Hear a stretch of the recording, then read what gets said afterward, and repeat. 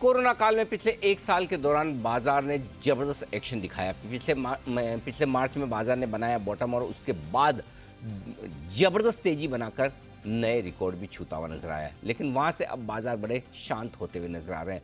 बड़ा सवाल है कि पिछले साल आई इस चौतरफा तेजी को कितना टिकाऊ माना जाए, आगे किस तरह का डायरेक्शन रहेगा, पिछले साल के बॉटम में हमने क्या सीखा है और उसके बाद की जो रिकवरी बनी है उसमें आगे के लिए कहाँ आपको लर्निंग्स हैं। इन सब पर हमने की है इस खास सीरीज की शुरुआत बाजार के बॉटम से टॉप तक। आज इस दूसरी कड़ी में हमारे साथ कार्यक्रम में शामिल हो रहे हैं एचडीएफसी म्यूचुअल फंड के एग्जीक्यूटिव डायरेक्टर और सीआईओ प्रशांत जैन साहब, जिन्हें लंबा चौड़ा गहरा 35 साल से ज़्यादा का अनुभव है फंड मैनेजमेंट का और देश के सबसे बड़े और दिग्गज प्रतिष्ठित म्यूचुअल फंड में से एक एचडीएफसी म्यूचुअल फंड के वो हेड हैं लंबे समय से। प्रशांत जी, बहुत बहुत स्वागत है, धन्यवाद आपका।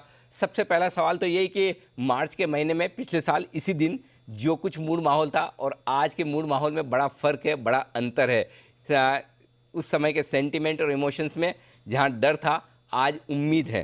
पिछले एक साल में अगर आपके फंड मैनेजमेंट के कार्यकाल में मैं ये पूछूं, 30 35 40 साल का जो आपका अनुभव है, सबसे बड़ी लर्निंग आपके लिए क्या रही सर? निरंजन जी, ये आपको नमस्कार और आपके दर्शकों को थैंक यू सर। नमस्कार। आई थिंक ये जो पिछला एक वर्ष गया, इसमें हम बहुत अच्छी सीखों को दोबारा से एस्टैब्लिश किया गया बाजार के लिए। इसमें एक सीख तो यही रही कि देखिए, बाजार का जो सेंटिमेंट है, ये एकदम इसको प्रिडिक्ट करना बड़ा मुश्किल है। और जब सेंटिमेंट या बहुत अच्छा हो या बहुत खराब हो, तो ऐसे समय में एक अच्छे निवेशक को एक अपना संतुलन बनाकर चलना चाहिए। और हर ऐसे समय में जब सेंटिमेंट बहुत खराब है, तो हर विपत्ति के समय में एक बहुत अच्छी अपॉर्चुनिटी या बहुत अच्छा अवसर निवेशकों को मिलता है।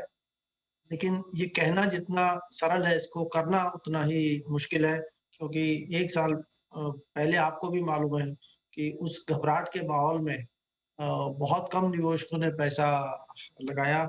लेकिन आई थिंक जो बाज़ार में पिछले 1 वर्ष में हुआ, ये फिर से पुनः ये साबित करता है, जो मैंने कई बार कहा है कि the best opportunities are in the most trying circumstances. यानी कि बाज़ार में जितना माहौल खराब है, उसमें उतना ही ज़्यादा रिटर्न कमाने की अपॉर्च्युनिटी है। तो हमको केवल वैल्यू पे और लॉन्ग टर्म पे ध्यान देना चाहिए, क्योंकि देखिए, जो कोरोना था, जो लॉकडाउन था, इससे सभी सहमत थे कि कितना समय लगेगा एग्ज़ैक्ट ये हमको नहीं पता था, लेकिन इस बात से सभी सहमत थे कि लाइफ पे और इकोनॉमी पे इसका असर तो पड़ेगा, लेकिन ये एक कुछ समय के लिए असर है।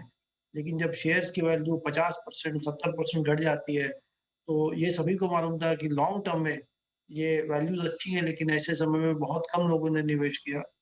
मैं यही कहूँगा कि हमको वैल्यू पे ध्यान देना चाहिए, हमको लॉन्ग टर्म आउटलुक पे ध्यान देना चाहिए, खास तौर से जब हम इक्विटीज़ के बारे में बात करते हैं।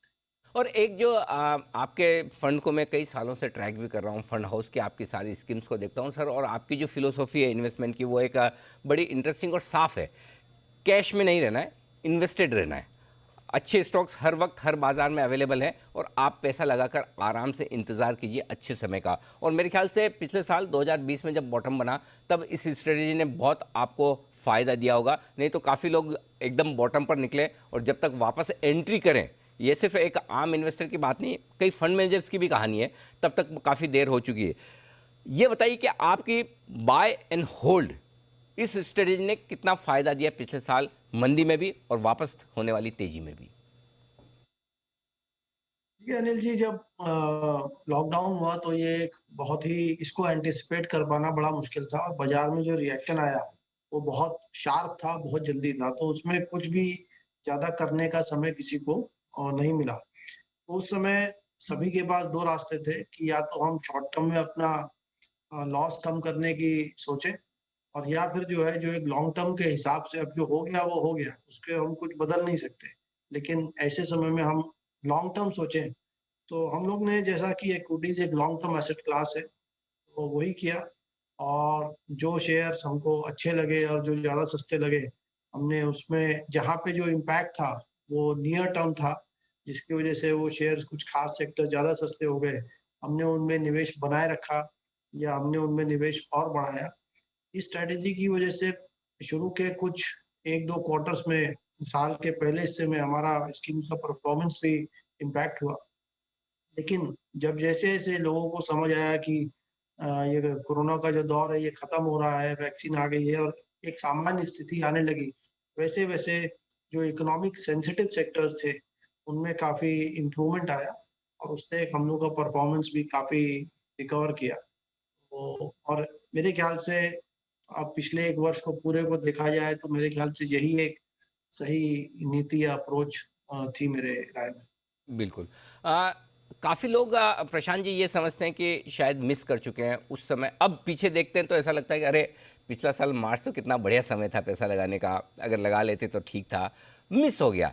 अब जो मिस कर चुके हैं बस को और अब देख रहे हैं कि वापस बाज़ार तो इतना ऊपर हो गया, अब क्या करें? क्या अब भी फ्रेश इन्वेस्टमेंट करने के लिए सही वक़्त है?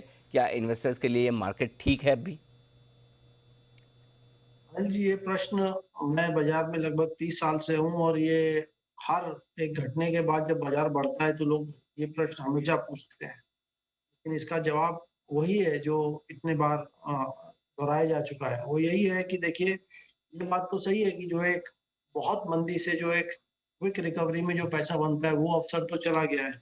लेकिन जो लॉन्ग टर्म निवेशकों के लिए अपॉर्च्युनिटी है, उसमें मेरे ख्याल से वो अच्छी है।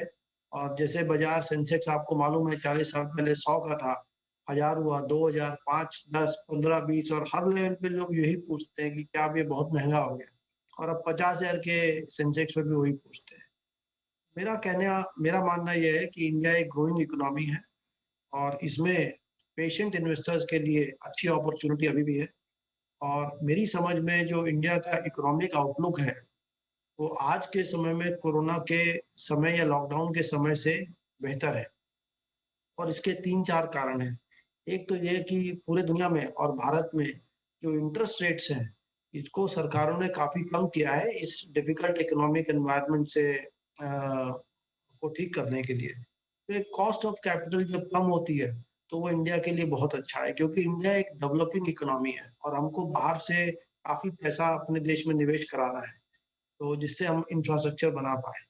ये एक बहुत अच्छा समय है जबकि हम एक लॉन्ग टर्म का पैसा कम रेट में देश में इन्वेस्ट करा सकते हैं। तो एक ये फ़ायदा है।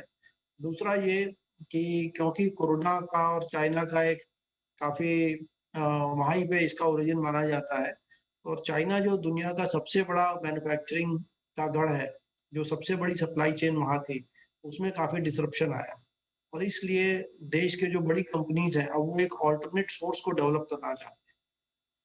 और यहाँ पे भारत की एक बहुत अच्छी भूमिका रह सकती है और इस अपॉर्च्युनिटी को सोचते हुए सरकार ने बहुत ठोस कदम उठाए, जैसे कि पीएलआई स्कीम लेके आए और वो जैसे हमारी जो ड्यूटीज़ हैं या और लॉज़ हैं, उनको ऐसे हम चेंज कर रहे हैं जिससे लोकल मैन्युफैक्चरिंग को एक बढ़ावा मिले और मैन्युफैक्चरिंग एक बहुत ही बड़ी अपॉर्च्युनिटी है और जैसे-जैसे हम इस पे कैपिटलाइज़ करेंगे, मुझे लगता है कि जो हमारी जीडीपी ग्रोथ है, ये 1 से 2% हर साल कई वर्षों तक केवल इसी अपॉर्च्युनिटी की वजह से बढ़ सकती है। आमतौर तो पर मुझे प्रशांत लगता है जी। जो सरकार का जी, जी, जी, प्लीज़, प्लीज़, बिज़नेसेस प्लीज़। के और इकोनॉमी जी, जी, जो बात पूरी करें। सपोर्ट है वो जी।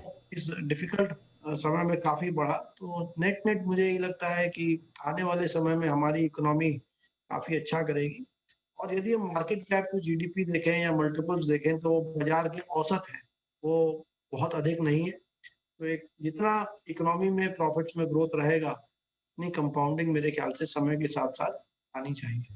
करेक्ट, बहुत बढ़िया। अच्छा अच्छा सर, एक चीज़ और कि आमतौर पर हर बार जब तेज़ी होती है तो लीडरशिप बदलती है, सेक्टर्स बदलते हैं और इस बार तो कुछ इंटरेस्टिंग ही देखने को मिला कि जो घर बैठे हैं सब लोग और कुछ काम नहीं हो पा रहा है, तो ऐसे स्टॉक्स जहाँ पहले कभी सोचते नहीं थे, वहाँ बड़ी ज़बरदस्त तेज़ी बनती हुई दिखी। अब चूंकि वापस हम पुराने लेवल्स पर आ गए, अब यहाँ से क्या, अब बाजार में जो रिकवरी और बढ़नी है इकोनॉमी में या फिर तेज़ी होनी है, तो कहाँ से लीडरशिप आएगी, कहाँ पर आपको वैल्यू अब भी नज़र आती है सर?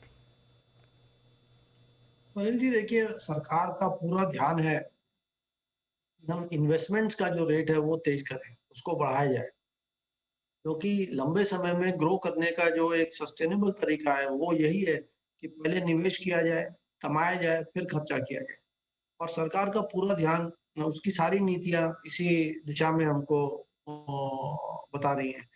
मुझे लगता है और जैसे ही इन्वेस्टमेंट्स बढ़ते हैं, तो वैसे ही क्रेडिट की डिमांड भी इकोनॉमी में बढ़ती है। बैंक्स का जो एनपीए का एक दौर था पिछले कई वर्षों का, वो खत्म ही सा हो गया है। मुझे लगता है कि इस बाज़ार में जितने भी इन्वेस्टमेंट रिलेटेड एरियाज़ हैं, चाहे वो बैंक्स हों, चाहे कैपिटल गुड्स कंपनीज़ हों, चाहे कंस्ट्रक्शन कंपनीज़ हों, उनमें अच्छी वैल्यू है। और दूसरा मुझे लगता है कि जो यूटिलिटीज़ हैं इनमें भी काफ़ी अच्छी वैल्यू है क्योंकि जो पावर का सेक्टर है, ये भी इंडिया में ग्रोथ का सेक्टर है। एक हमको और गौर करना चाहिए कि पिछले 1 वर्ष में एक नीति में चेंज आया सरकार की। वो था दीपम ने कहा कि अब हम सीपीएसई के जो ईटीएफ्स थे, वो नहीं लाएँगे और एक ही कंपनी के 2 ओएफएस में एक अच्छा गैप रखेंगे। और सरकार का एक सबसे बड़ा पॉलिसी में चेंज रहा फ्रॉम डाइवेस्टमेंट टू प्राइवेटाइजेशन और इसको आई थिंक माननीय प्रधानमंत्री जी ने और वित्त मंत्री दोनों ने एकदम साफ-साफ शब्दों में कहा है। तो मेरे ख्याल से जो एक पीएसयूज़ के शेयर्स काफ़ी दबे हुए थे, ये मेरे अनुसार ईटीएफ की स्ट्रैटेजी के कारण वो अब फैक्टर वैलिड नहीं है, तो इनका भी आउटलुक ठीक है। और अंत में मैं यही कहूँगा कि मेरा ऐसा मानना है कि खाली जो कंज़म्पशन वाले शेयर्स हैं, वो काफ़ी महँगे हैं और ऐसा मेरा व्यू 2 साल से रहा है। अभी तक ये प्ले आउट नहीं किया है, लेकिन मेरा अभी भी यही मानना है कि जो कंज़म्पशन के शेयर्स हैं, हालाँकि वो बहुत अच्छी कंपनीज़ हैं, उनमें लॉन्ग टर्म सस्टेनेबल ग्रोथ है, लेकिन उनके मल्टीपल्स जो हैं, वो काफ़ी बढ़े हुए हैं। हम्म। तो जहाँ महंगे हैं वहाँ पर थोड़ा सा अब इंतज़ार करें, लेकिन सरकारी कंपनियों में अब भी तेज़ी की पूरी पूरी संभावना है। प्रशांत जी, बहुत बहुत शुक्रिया, धन्यवाद आपका सर, हमारे लिए वक्त निकाला और आपने बाज़ार के टॉप से बॉटम तक इस सीरीज़ में अपनी राय हमारे दर्शकों के साथ शेयर की। बहुत बहुत धन्यवाद।